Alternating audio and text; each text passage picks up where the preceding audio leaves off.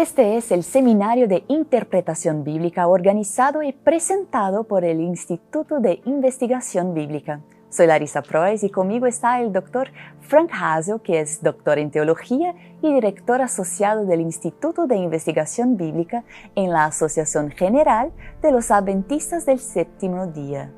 Él es uno de los anfitriones del seminario y nos presentará los temas y los oradores que nos ayudarán a comprender mejor la Biblia. Gracias por acompañarnos, Dr. Hazel. ¿Qué tema vamos a estudiar hoy? Veremos las afirmaciones de las Escrituras sobre ellas mismas y también algunos principios bíblicos de interpretación que la Biblia aporta y utiliza. Si queremos entender la Biblia, realmente deberíamos escuchar lo que la Biblia tiene que decir sobre sí misma. Cada tema que estudiamos determina el método con el que lo estudiamos. Veremos cómo Jesús y los apóstoles percibían las Escrituras y qué podemos aprender de ellos. Y aprenderemos algo sobre su dimensión histórica y su carácter literario. Y todo esto tiene importantes implicaciones para la relación entre fe y razón. ¿Necesitamos excluir nuestro pensamiento cuando llegamos a asuntos de fe? ¿Qué papel juega la razón en este proceso? ¿Y cómo nos ha diseñado Dios para acercarnos a la Biblia en sus propios términos? ¿Y quién presentará este tema? El ponente de este tema seré yo mismo, Frank Hazel. Soy director asociado del Instituto de Investigaciones Bíblicas. Nací y crecí en Alemania y he vivido y trabajado muchos años en Austria. Ahora vivo en los Estados Unidos y trabajo en la Asociación General de los Adventistas del Séptimo Día como director asociado del Instituto de Investigación Bíblica.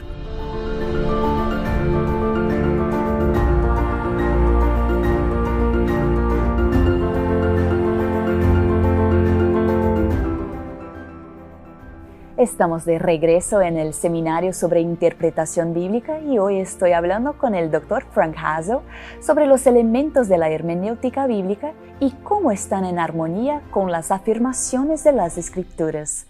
Dr. Hazel, ¿cómo nuestro entendimiento acerca de los orígenes de la Biblia condiciona nuestro entendimiento de la Biblia? En realidad, cambia nuestra comprensión de la Biblia de maneras muy significativas. Permítanme comenzar señalando esto. Cada tema que estudiamos debe determinar el método por el cual se estudia. Por ejemplo, no se puede comprender la estructura del ADN humano mediante un estudio de la historia. El tiempo de una carrera de 100 metros lisos no se puede medir con una vara de medir. Y el significado literario de un texto no se descubre mediante un análisis químico de la tinta con la que fue escrito. Así que cada tema determina el método con el que se lo debe estudiar. De modo que nuestro método de la interpretación bíblica debe ser determinado por la Biblia misma. Y si lees la Biblia, resulta obvio, con solo leer la Biblia, que los escritores de la Biblia hacen referencia repetidamente a la realidad sobrenatural de Dios y afirman, una vez tras otra, que Dios realmente existe en toda la Biblia. Y afirman hablar y escribir en nombre de Dios. Y perciben que sus propios escritos y su mensaje son de origen divino. No se produjeron a sí mismos. Ahora, si realmente nos tomamos eso en serio, hará una gran diferencia en nuestra interpretación de la Biblia. Pero si ignoramos esta declaración de la Biblia sobre sí misma, entonces creo que perderemos el punto más importante. Y esto tiene profundas implicaciones para el papel de la Biblia y la teología. Si la Biblia es, en última instancia, de origen divino, entonces la Biblia aportará ese origen divino. Informará o dará forma a nuestra teología de manera muy diferente a, digamos, si creemos que la Biblia fue escrita por seres humanos. Seres humanos interesantes, seres humanos muy talentosos, pero seres humanos y al fin y al cabo, seres falibles. Pueden equivocarse, cometer errores y pueden no mantener las cosas en el orden correcto y así sucesivamente. Entonces, ¿cómo podemos confiar en que la Biblia es realmente digna de confianza? cosa, que la Biblia está escrita por seres humanos, pero que esto es guiado por Dios a través del Espíritu Santo. Creo que creemos que la Biblia es digna de confianza, que es confiable, que no solo refleja las ideas humanas acerca de Dios, sino que nos dice algo que Dios mismo desea comunicarnos. Comprender esto tiene un impacto tremendo en cómo vemos la Biblia, cómo la estudiamos y cómo la interpretamos. La Biblia básicamente puede perder su autoridad. Puede quedar así solo con una autoridad funcional, una autoridad inherente al libro mismo, debido a su inspiración divina. ¿Qué es la autoridad divina y por qué nos resulta tan difícil aceptarla? Esa es una buena pregunta. Y los seres humanos modernos tenemos la tendencia a tener problemas con la autoridad. Queremos ser independientes. No nos gusta tener a alguien por encima de nosotros diciéndonos qué hacer, etc. Pero, en última instancia, cuando hablamos de la autoridad divina, lo expresamos con esa palabra. Expresamos que las palabras de la Escritura, las palabras de la Biblia, son, en última instancia, la palabra de Dios, y que tiene autoridad divina para nosotros. Y como mencioné, expresamos que la Biblia es confiable y segura. Entonces, la autoridad divina significa que podemos confiar en ella. La Biblia no nos engañará. Significa que la Biblia nos dice la verdad. Podemos confiar en sus palabras. Puedes poner tu vida en esas palabras. ¿Sabes? No te decepcionaré. Y estas palabras representan fielmente el mensaje divino. Y por lo tanto, tienen autoridad para resolver asuntos controvertidos y dar una respuesta desde la perspectiva de Dios a estas preguntas. En última instancia, creo que cuando hablamos de la autoridad divina, también queremos decir que las palabras de las Escrituras, las palabras de la Biblia, son palabras de vida y conducen a la vida eterna. La Biblia se convierte en la norma de nuestra teología, la estrella polar de nuestra vida y práctica. En serio. Y sin esa autoridad divina, creo que la Biblia simplemente se transformaría en un mero libro humano. Y como un libro humano, un libro falible, tendría muchas opiniones conflictivas e incluso contradictorias. Y entonces, al final, sería el intérprete quien decidiera qué parte de la Escritura desea seguir y qué parte no. Habría perdido su autoridad. Entonces, cuando hablamos de la autoridad divina, la Biblia tiene algo de transformador que nos atrae. Y al mismo tiempo, eso nos lleva a seguir la Biblia con alegría y fidelidad y a ser obedientes, si quieres llamarlo así. ¿Cuál es el propósito de la revelación escrita de Dios? Bueno, yo diría que el propósito es que podamos leerla. Y no solo leerla, sino leerla y comprenderla, preservarla, guardarla y practicarla.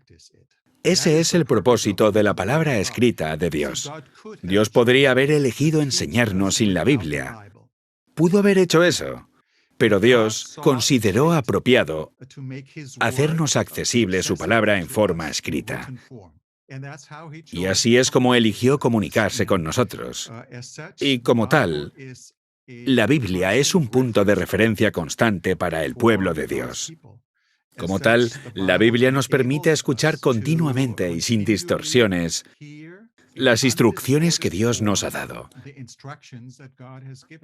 Y si algo está puesto por escrito, escrito en una revelación, es más confiable que una tradición oral.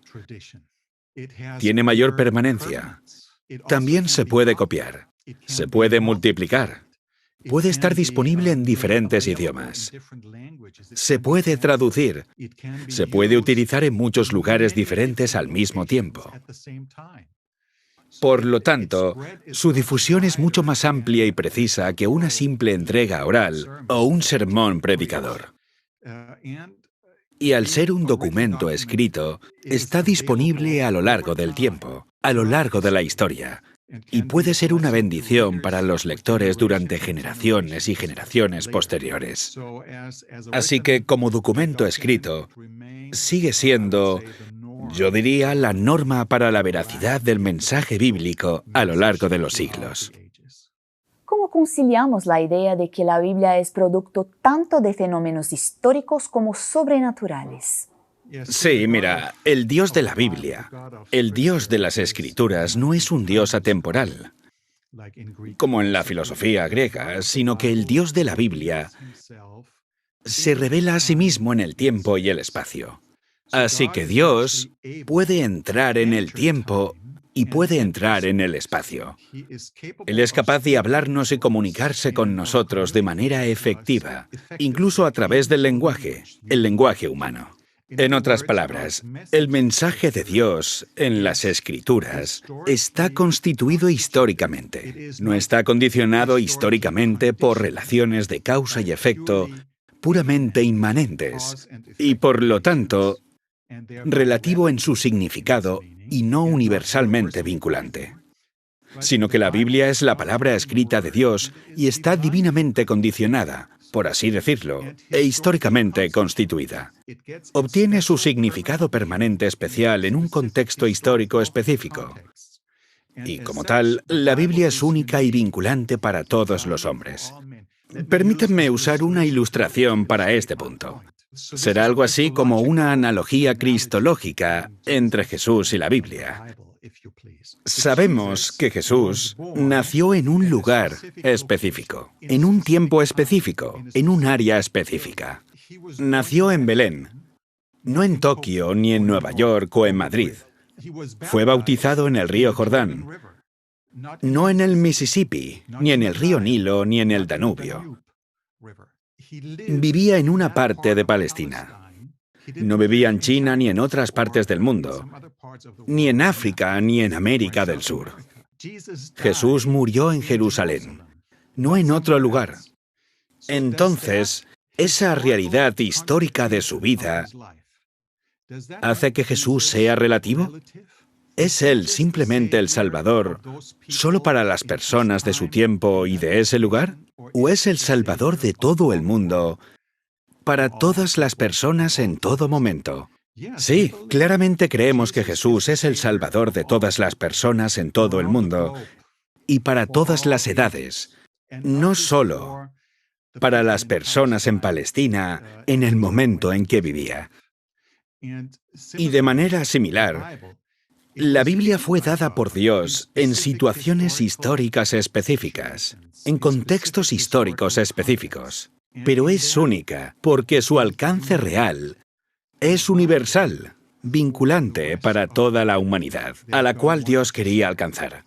Ahora, cuando hacemos esa comparación entre la Biblia y Jesús, también tengo que decir, para que no me malinterpreten, que existen diferencias significativas entre la Biblia y Jesucristo. No adoramos un libro, ¿está claro? Adoramos a Dios y a Jesucristo, su Hijo. Jesús no se convirtió en un libro, sino que vino como un ser humano. Como dijo un teólogo, se encarnó en carne y hueso como un ser humano. Pero no sabríamos nada acerca de Jesús si no tuviéramos la Biblia. Entonces, la Biblia nos habla de Él y, por lo tanto, la apreciamos porque nos enseña el camino de Dios y nos dice las cosas que Dios quería que supiéramos. Creo que es muy importante tener esto en cuenta.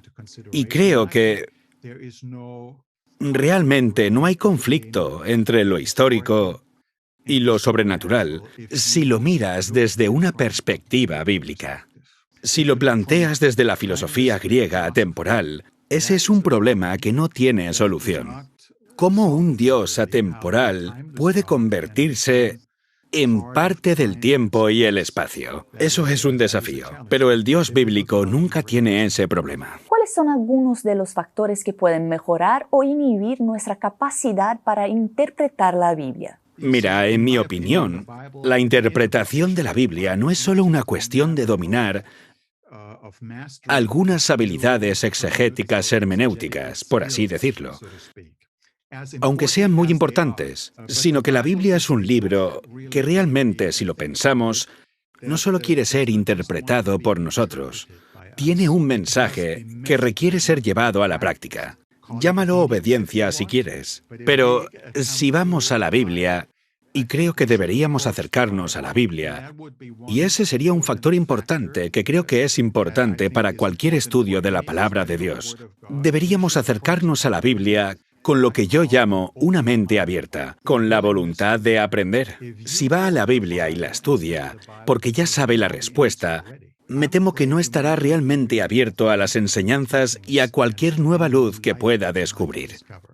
De modo que existe la voluntad de escuchar atentamente lo que la Biblia realmente dice y estar dispuesto a seguir lo que descubra.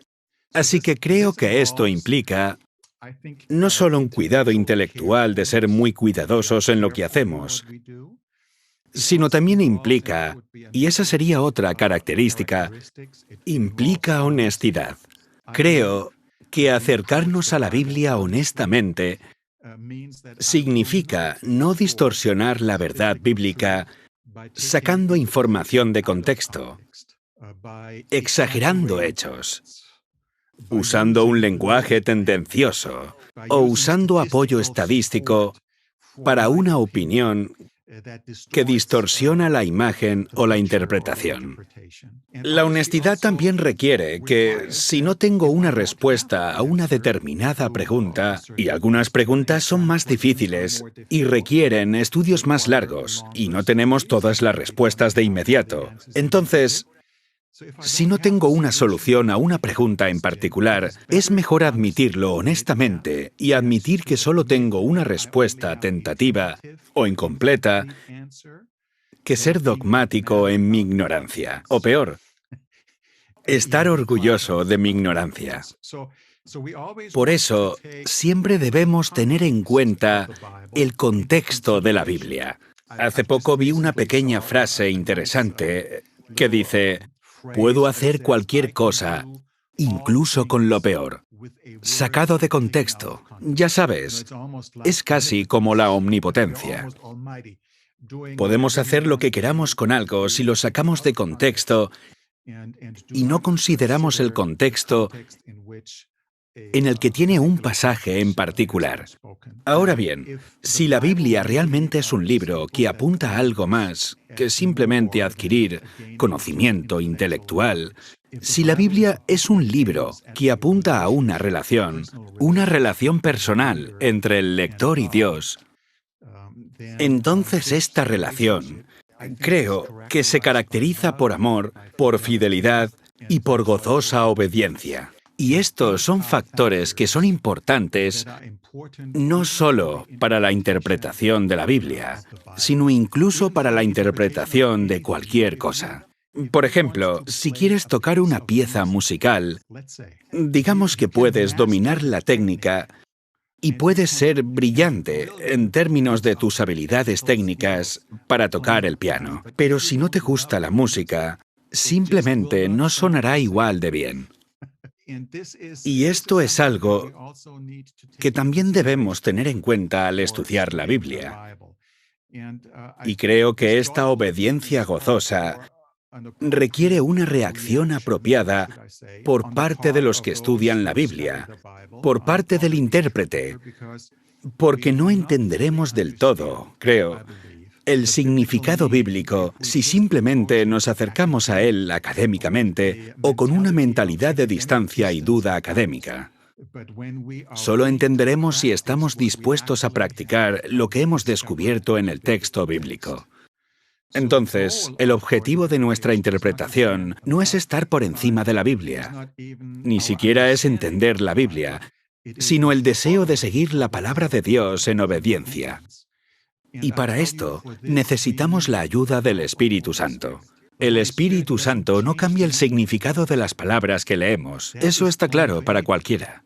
Pero el Espíritu Santo sí nos ayuda a crear una disposición en nosotros para seguir realmente lo que hemos leído, para aplicarlo en mi vida. Y si no estoy dispuesto a hacer eso, nunca entenderé completamente el significado completo de algo.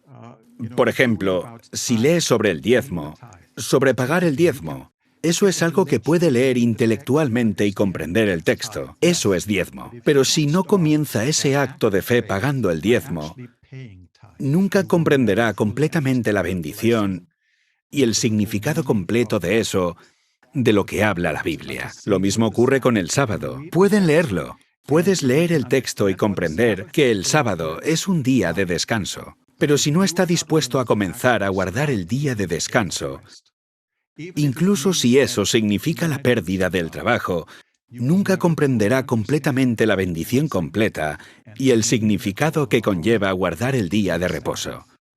Y cuando lo haga, obtendrá una comprensión más profunda y una mayor belleza del texto que si lo estudia solo académicamente.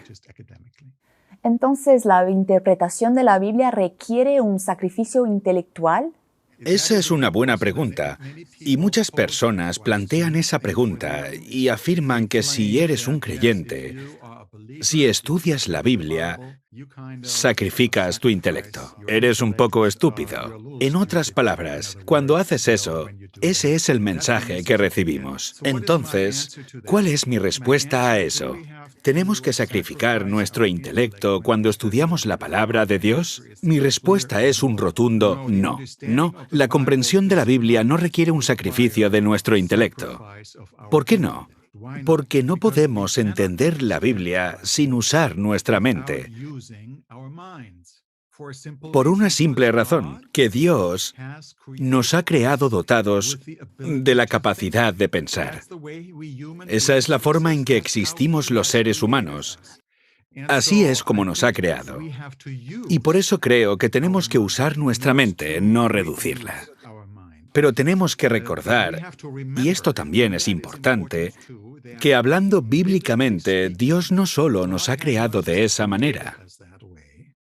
Cuando decimos que Dios nos ha creado de esa manera, significa que los seres humanos, y tenemos que recordar eso, los seres humanos fuimos creados para vivir en armonía con Dios, para vivir en armonía con su voluntad y no en autonomía respecto a Dios, no independientemente de Dios. Entonces, en el momento en que intentamos ejercitar nuestra mente, nuestro pensamiento de manera autónoma, independientemente de Dios, ignoramos nuestra existencia como criaturas y nos engañamos en nuestras conclusiones. Así que el problema como seres humanos es que no nos gusta que una autoridad externa nos diga qué hacer. Eso alude a la pregunta inicial aquí. Tendemos a pensar de forma autónoma, independientemente de Dios. Tendemos a pensar como si Dios no existiera, como si fuéramos la norma para todo. Entonces nuestra norma más alta ya no es Dios. Ya no es su palabra. Es mi propio poder de razonamiento. Nuestro compromiso con la Biblia, nuestro compromiso con la interpretación de la palabra de Dios y la comprensión de la palabra escrita de Dios no requiere un sacrificio del intelecto. Requiere una santificación de nuestro pensamiento, del intelecto. No estamos obligados a hacernos una lobotomía frontal, por así decirlo, en la que cortamos la parte pensante de nuestro cerebro cuando queremos creer en la Biblia y que es la palabra de Dios. No es nuestro cerebro el que necesita ser sacrificado. Es el egoísmo y el orgullo lo que debe sacrificarse. Y como cristianos adventistas del séptimo día, creo que no se nos pide que abandonemos nuestro pensamiento, sino que debemos hacerlo correctamente, coram Deo, ante Dios, como diría la gente en latín, es decir, como alguien que es consciente de que está ante Dios responsablemente. Tenemos que dar una respuesta a Dios y tenemos que pensar no de forma independiente autónoma, sino ante Dios. En otras palabras, estamos llamados a pensar en relación con Dios y en armonía con su palabra.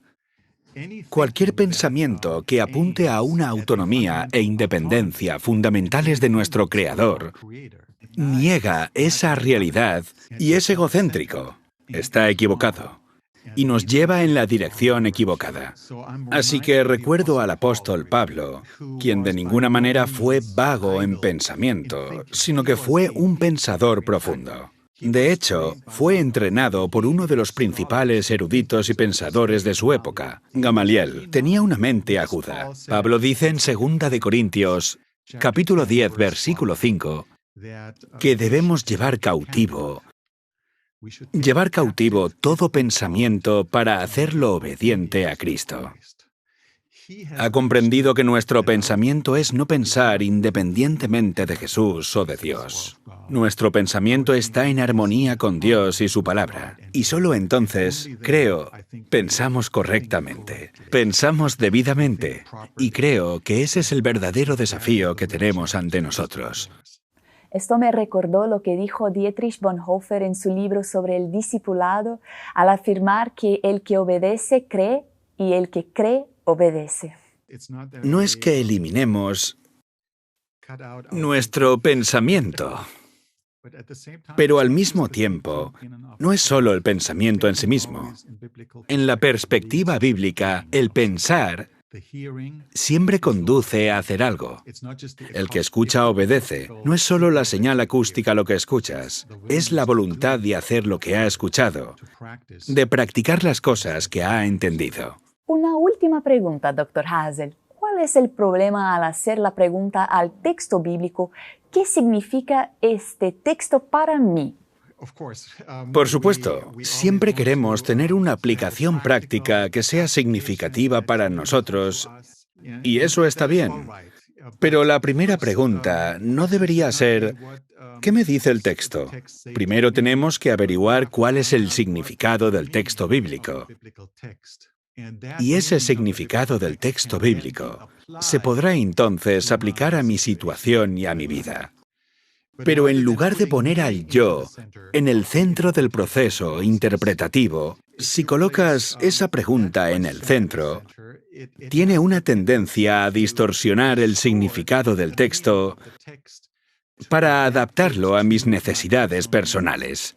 Y eso es lo que muchas personas hacen cuando leen la Biblia y dicen, bueno, esto no tiene nada que decirme, no tiene sentido para mí, no sé qué hacer. En lugar de lidiar con el texto y averiguar cuál es el significado del texto, y luego ver cuál es la aplicación de ese significado en mi vida personal. Así que la aplicación transforma el significado. Mejor dicho, no transforma el significado, sino que hace que el significado del texto bíblico sea aplicable a situaciones de la vida real, donde nos ayuda a vivir de acuerdo con la Biblia y la palabra de Dios. Muchas gracias, Dr. Hazel, y gracias también por estar con nosotros. Hasta la próxima.